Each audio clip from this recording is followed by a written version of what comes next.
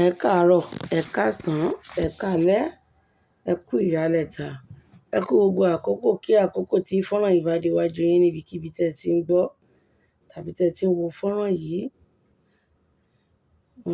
Mo rò pé gbogbo wa là ń wo fídíò yìí. Fídíò tẹ́ ẹ̀ ń wò wájú mi kì í ṣe títì ìlú òyìnbó lẹ́ ń wò.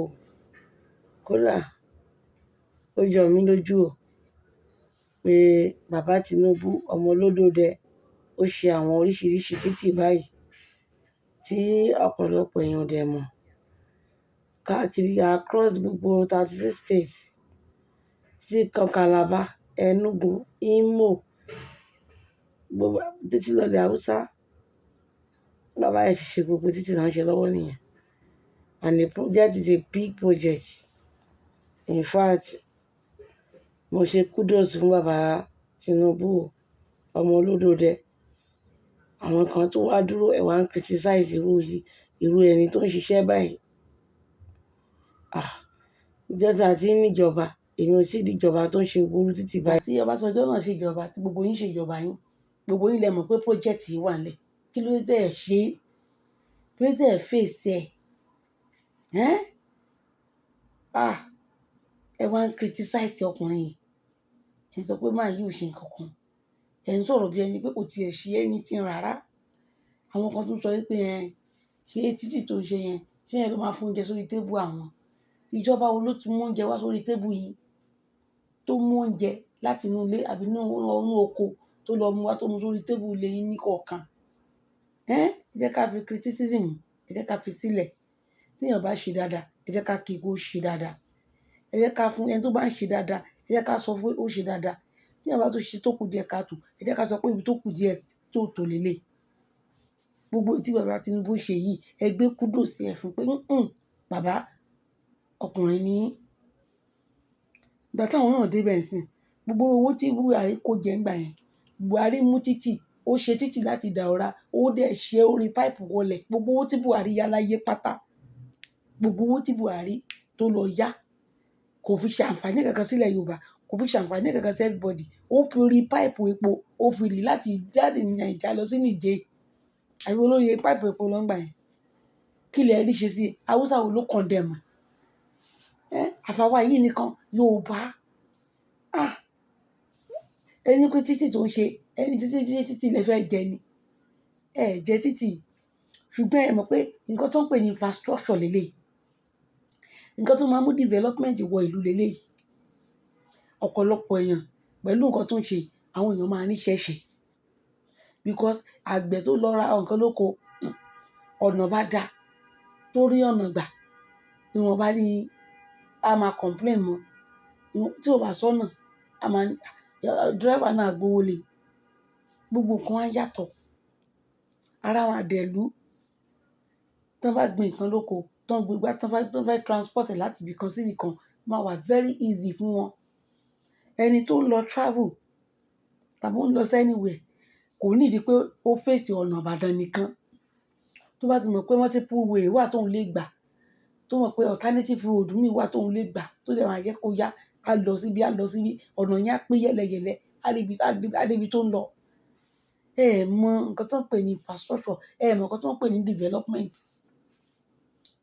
Ọ̀tọ̀ nísìnyí owó subsidy tẹ̀ ní bàbá yọ, bàbá ní owó subsidy tó ń yọ o. Gbogbo governor tẹ́ bá rí ní state yín tó yẹ kó ṣiṣẹ́ tí ò ṣiṣẹ́, ẹ lọ bí pé bo ló ń kówó sí. Owó tí bàbá yìí yọ, ó pẹ̀lú owó tó fi kún owó tó fi ṣe títì, tó fi ṣe gbogbo development tó ń ṣe lọ́wọ́. Then gbogbo governors pátápátá láti ìgbà tí bàbá yìí ti wọlé, a ti gbọ́ pé ASUU strike. Àwọn ọmọ amọye oṣù tán máa wà nílé. Ọmọ tó yẹ kó kàwé fún ọdún 4, a lọ ọdún 8. Kò tí ì sí ìjọba náà. Láyé Buhari ó ṣẹlẹ̀. Ó ti ṣẹlẹ̀ gidi gan-an ni. Táwọn ọmọ lò tó oṣù 8 nílé. Tán ti dá ẹlòmíì ti bímọ sílé, tó ti lóyún, tó ti bímọ. Ẹlòmíì ti lóyún oṣù 9, ó dẹ̀ bí kó tó padà sí, kó tó wọ school padà. Nínú ASUU strike náà ni. Láyé Ọbásanjọ́ náà ASUU strike ni. Láyé Jonathan náà wọ́n strike. Gbogbo òṣìṣẹ́ ìjọba wo lẹ wá gbọ́ pé wọ́n jẹ lówó ní ìjọba Tinubu? kò sí òṣìṣẹ́ tó kígbe pé wọ́n jí àwọn lówó níjọba Tinubu. Ẹ jẹ́ ká kí bàbá ìka yìí láwọn tó bá ti ṣe dáadáa. Àwọn tó ti ṣe dáadáa èèyàn ò lè mọ̀ ṣe tán, èèyàn ò lè ṣe tán. Èèyàn á ṣe, èèyàn ò lè mọ̀ rìn kórí má mì. Ibi tó bá kù sí la máa pè sákìyèsí. Nípa insecurity, gbogbo wa la jọ ń pariwo insecurity, ààbò ilẹ̀ Yorùbá, gbogbo wa, kì í ṣe Yorùbá nìkan, ní ilẹ̀ Nàìjíríà generally. Gbogbo wa la dẹ̀ mọ̀ àwọn tó ń kọ́ sí kinní yìí.